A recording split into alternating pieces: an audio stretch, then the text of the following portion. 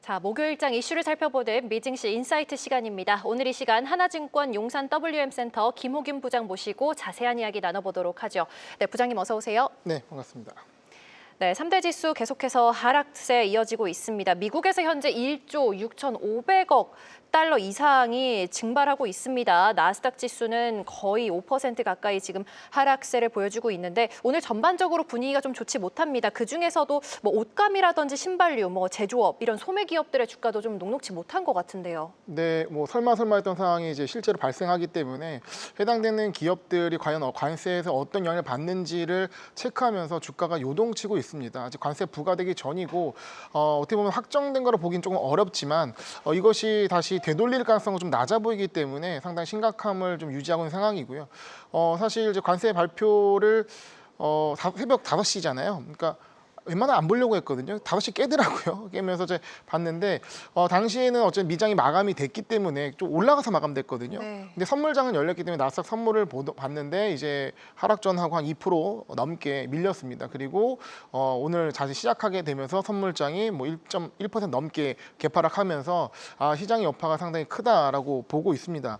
일단은 이제 보편관세냐 상호관세냐 이거를 우리가 고민했었잖아요. 그쵸. 그러다가 뭐 최악의 경우가 보편관세 20% 정도라고 예상을 했는데 많은 어떤 그 측에서 근데 실제 나온 거는 이 보편관세 10%에 상호관세가 엄청나게 나왔고 이게 평균으로 따지면 20% 후반대 거의 30% 가까운 수준의 관세인데 이게 어떻게 보면은 과거 1980년대에 보호무역주의 시대의 미국의 관세 40%에 그게 크게 다르지 않은 상황입니다. 사실 트럼프 대통령이 그런 것을 원한다고는 알고 있었지만 이미 자유무역이 시작된 상황에서 그런 보호무역주의 시대의 관세로 돌아간다는 게 현실적으로 가능할까?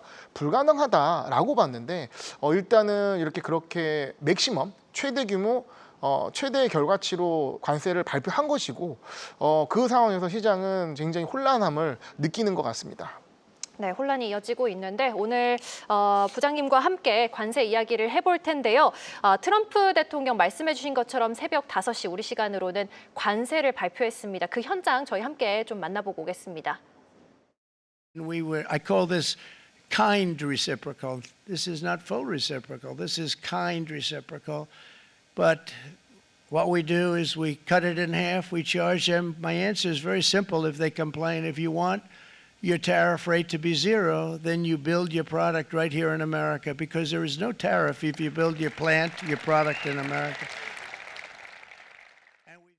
네, 뭐 보신 것처럼 정리를 해보자면 모든 국가의 10% 그리고 뭐 약 60여 개의 국가에는 상호관세를 부과하겠다 뭐 이렇게 이야기를 했는데 지금 계속해서 뭐 시장 반응 좋지 못할 것으로 저희가 예상했었는데 정말 네. 좋지 못한 상황이 이어지고 있고 그렇다면 트럼프 대통령의 관세 전략 좀 어떻게 보아야 되는지 이 부분 좀 설명해 주실 수 있을까요? 방금 영상을 보여주신 게 굉장히 핵심을 찌르는 겁니다. 미국의 대도라면 관세는 0이다. 네.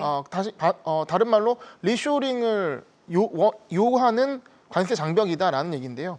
왜 트럼프 대통령이 취임하자마자 관세 정책을 먼저 펼쳤는지를 알면 트럼프 대통령이 관세를 어떻게 생각하는지가 우리가 조금이라도 이해할 수 있을 것 같습니다.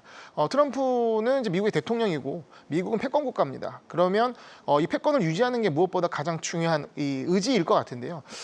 실제 뭐 자유무역주의가 진행되는 가운데 어떻게 보면 중국이 추격을 하게 되면서 미국은 계속 무역 적자와 재정 적자가 나오는 상황이고 중국은 이를 기술 격차와 경제력을 추격하는 것이 기정사실 되기 때문에 현재 상황을 두고 볼 수 없다. 그러면 이걸 해결할 수 있는 한 수는 과거로 돌아가는 게 밖에 없다. 보호무역주의를 생각을 한 거고요. 그 이론적 근거를 준 것이 일기 때도 중용됐던 피터 나바로 지금 현재 이 현 무역 제조 고문입니다. 그래서 중국을 굉장히 견제하고 있고 그러니까 사실 중국과 별로 트러블이 없었는데 사실 굉장히 중국이 높게 이번에 때렸잖아요. 그러니까 즉 이 적자의 목표 그리고 이 관세의 목표는 중국이다라는 걸 여실히 보여준 상황이고요.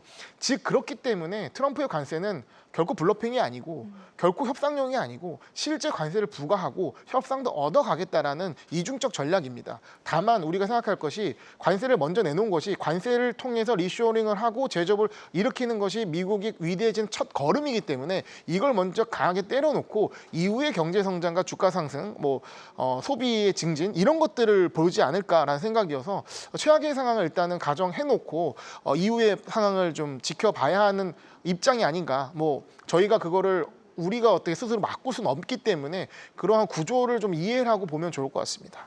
네, 그렇다면 이제 상대국들의 반응도 참 다양합니다. 뭐 지금 뭐 한국 같은 경우 영향받는 산업에 긴급 지원을 하겠다라고 얘기를 했고, 뭐 중국 같은 경우에는 좀 단호하게 반대를 하면서 상응하는 대응을 할 것이다, 뭐 이렇게 등등 네. 이야기를 하고 있는데 대응 같은 경우에는 좀 어떻게 보셨나요? 네, 그것이 참 경우의 수가 많아지는데요. 상대국의 대응을 크게 세 가지로 볼 수 있을 것 같습니다. 일단은 보복 관세를 하는 거죠. 보복 관세를 하는데 이게 굉장히 미국에 치명적으로 할 수도 있는 것이고, 아니면 그거를 좀 우려해서 명분만 갖는 보복 관세를 할 수도 있습니다.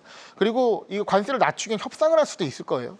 마지막으로는 환율로 대응해서 이 수출에 이제 감소되는 부분을 상쇄하는 전략을 예전에 트럼프 일기 때 중국이 썼던 방식이거든요. 이런 어떤 다양한 전략들을 카드에 놓고 쓸 예정일 겁니다. 그래서 그런 부분들은 이제 상대국의 어떤 입장이니까 봐야 될 것 같고, 근데 한 가지 독특한 점이 이 관세 부과 방식입니다. 무역 흑자 기반 방식, 굉장히 심플하게, 굉장히 거칠게 계산해서 2분의 1 딱 때려가지고 관세를 매긴 거거든요. 즉, 이 관세 부과 기준은 너희가 우리한테 얼마나 흑자를 낸 거냐가 중요하기 때문에, 그러면 그걸 줄이기 위해선 내 흑자를 줄이면 될 거 아니냐. 그러면 미국의 물건 더 사주고, 이런 식으로 예를 들면 천연가스를 더 수입하거나 미국의 농산물을 더 투입해가지고 이 흑자를 줄이면 관세율 자체가 낮아질 수 있다고 한다면 그런 협상을 전개할 가능성도 있다라고 생각이 듭니다.